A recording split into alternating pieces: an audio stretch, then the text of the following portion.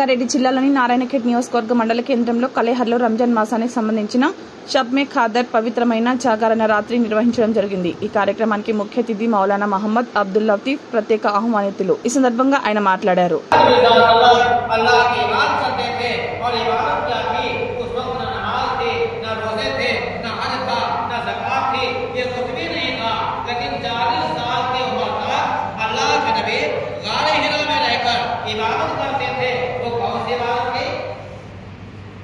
अल्लाह की बनाई हुई चीजों में